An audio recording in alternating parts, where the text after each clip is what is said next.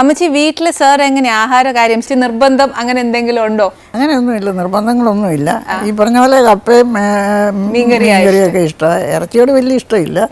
പിന്നെ അമ്മച്ചി ഉണ്ടാക്കുന്ന പൂട്ട്, കടല, അപ്പവും സ്റ്റൂ ഒക്കെ അതൊക്കെ കഴിച്ചോളൂ. സാറിന് വേണ്ടി ഞാൻ ഒരു ഇച്ചിരി കപ്പയും മീൻകറിയും ചെയ്തിട്ടുണ്ട്. അത് ഞാൻ എന്തായാലും ഒന്ന് വിളമ്പാം കേട്ടോ അമ്മച്ചി. ഞങ്ങളുടെ രുചിയൊക്കെ ഒന്ന് നോക്കണേ.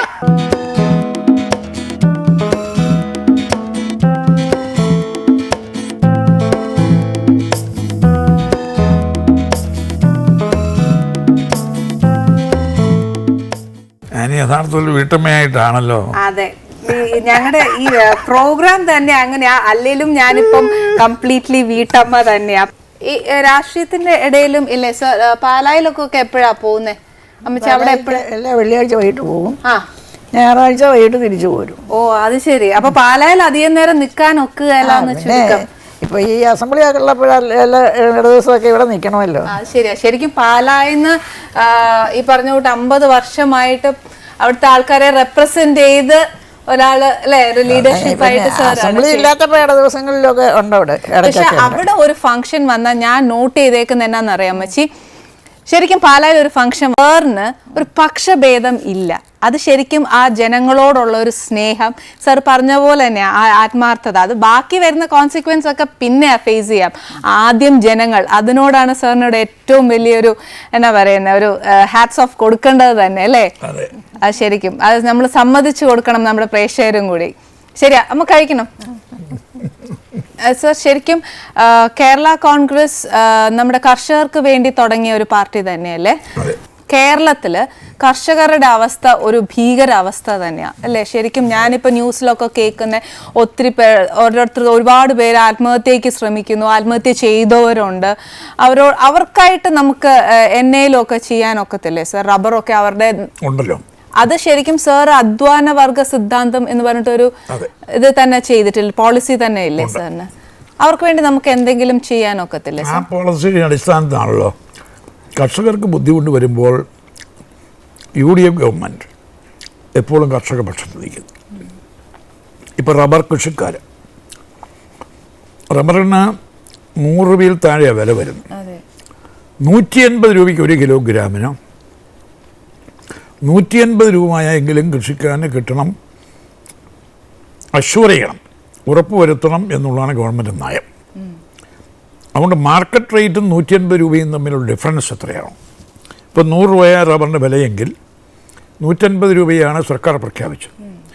ഡിഫറൻസ് 50 രൂപ, അല്ലെങ്കിൽ അതിന് കൂടുതലാണെങ്കിൽ അത് കൂടുതൽ, വില താഴുകയാണെങ്കിൽ കൂടുതൽ ലയബിലിറ്റി വരും.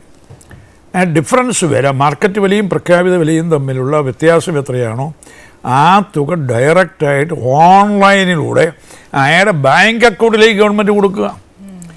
ഇങ്ങനെയൊരു കാര്യം ലോകത്തൊരിടത്തുമില്ല. പിന്നെ ഒരു പദ്ധതി തുടങ്ങുമ്പോൾ എവിടെയെങ്കിലും അതിൻ്റെ ഈ പിന്നെ ആരംഭദശയിലൊക്കെ നമ്മുടെ ബാലാരിഷ്ടകൾ പറഞ്ഞതുപോലെ എന്തെങ്കിലും ഒരു ആരംഭദശയിൽ അവിടെ ഇവിടെയൊക്കെ ചില സാങ്കേതിക ചില കാരണങ്ങളാൽ ചില ഡിലേ വന്നു. ഉടനെ മീഡിയ എല്ലാം അയ്യോ അവിടെ താമസിച്ചു ഇവിടെ താമസിച്ചു. ശരിക്കും ഞങ്ങൾ ആ താമസിച്ചു എന്ന് പറയുന്ന റീസൺ മാത്രമേ കേൾക്കുന്നുള്ളൂ.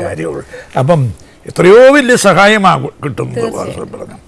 കൃഷിക്കാരൻ്റെ ബുദ്ധിമുട്ടുകൾ മനസ്സിലാക്കണം. കൃഷിക്കാരൻ അധ്വാനിക്കുന്നവന് വേറൊന്നുമില്ല. മണ്ണിൽ അധ്വാനിക്കുന്നു, അവർ അസംഘടിതരാണ്. അവരുടെ ശബ്ദം നമ്മൾ, അവരുടെ ബുദ്ധിമുട്ടുകൾ നമ്മൾ മനസ്സിലാക്കണം. അവർക്കാണ് വാസം. നമ്മളെപ്പോഴും ഈ ശമ്പളക്കാരുടെ കാര്യം മാത്രമേ ഉള്ളൂ. സംഘടിത വർഗത്തിൻ്റെ സമരങ്ങളും സംഘടിത വർഗത്തിൻ്റെ ശബ്ദവും മാത്രമേ നമ്മൾ കേൾക്കുന്നു. അസംഘടിതരായ ആളുകളുടെ ശബ്ദം നമ്മൾ കേൾക്കാതെ പോകുന്നു. അപ്പോൾ ആ കൃഷിക്കാർ, യഥാർത്ഥത്തിൽ പണിയെടുക്കുന്ന കൃഷിക്കാർ, അവരുടെ അവശതകൾക്ക് പരിഹരിക്കണം. അതിനുവേണ്ടി ഗവൺമെൻറ് പല നടപടികളും സ്വീകരിച്ചിട്ടുണ്ട്. ഇത് ശരിയാണ്. പക്ഷെ എന്നാലും ഇപ്പം കുറേ പേര് റബ്ബറിന് വില ഇടിഞ്ഞുപോയി എന്നും പറഞ്ഞിട്ട് ശരിക്കും അവരുടെ തോട്ടം തന്നെ കുറേ പേര് വെട്ടി നശിപ്പിക്കുകയും ചെയ്തു. സർ, അതൊരു ഓപ്ഷൻ എന്ന നിലയിൽ ഞാനൊന്ന് ചോദിച്ചോട്ടെ. നമുക്കിപ്പം ഇന്ത്യയിൽ തന്നെ മേക്ക് ഇൻ ഇന്ത്യ എന്നൊരു പോളിസി ഉണ്ട്. അതിനകത്ത് അതുപോലെ തന്നെ നമ്മൾ ഈ വെട്ടിത്തെളിഞ്ഞ സ്ഥലങ്ങളിലേക്ക് എന്തെങ്കിലും ഒരു ഇൻഡസ്ട്രിയോ ഫാക്ടറിയോ എന്തെങ്കിലും ചെയ്താൽ അവിടെയുള്ള ആൾക്കാർക്ക് ജോലി ഉറപ്പാക്കാൻ പറ്റില്ലേ നമുക്ക്? ആ ഭൂമിയിൽ മറ്റു കൃഷിയോ ജൈവ കൃഷിയോ എന്തെങ്കിലും മറ്റു കൃഷിയിലേക്ക് പോവാം. അതെ, അതിന് ബുദ്ധിമുട്ടില്ല. വ്യവസായങ്ങൾ തുടങ്ങണേ വ്യവസായങ്ങൾ അതെ, അപ്പൊ അവർക്ക് തന്നെ ജോലിയിൽ ഒരു ഉറപ്പ് കിട്ടും എന്നുള്ള ഒരു ആവൂലേ? ഇതൊക്കെ എന്റെ ഒരു ചെറിയ ചെറിയ ഒരു ആഗ്രഹങ്ങൾ ഞാൻ ചോദിച്ചു എന്നേ ഉള്ളൂ സാറിന്റെ അടുത്ത്. അതൊക്കെ അമ്മ എങ്ങനെയുണ്ട് കറി? അമ്മയ്ക്ക് ഇഷ്ടായോ? നല്ല കറിയാ. നല്ല കറിയാ. ഞാനീ ഒരു നല്ല അടുക്കള ഭരിക്കാനും അറിയാം. കണ്ടോ, എനിക്ക് ക്രെഡിറ്റ് കിട്ടി കേട്ടോ.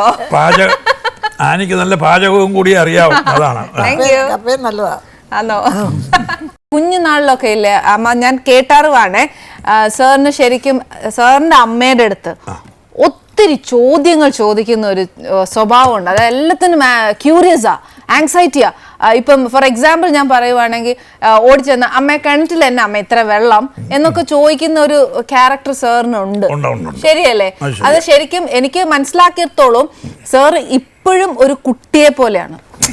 എല്ലാ കാര്യവും പഠിച്ചു തീർന്നിട്ടില്ല, ഇപ്പോഴും ചോദിക്കും. ശരിക്കും ആരെങ്കിലും എനി പേഴ്സൺ, ഒരു ചെറിയൊരാളായാലും വലിയൊരാളായാലും സാർ ഒരു ചോദ്യത്തിന് മറുപടി കൊടുക്കുന്നത് പെട്ടെന്നല്ല.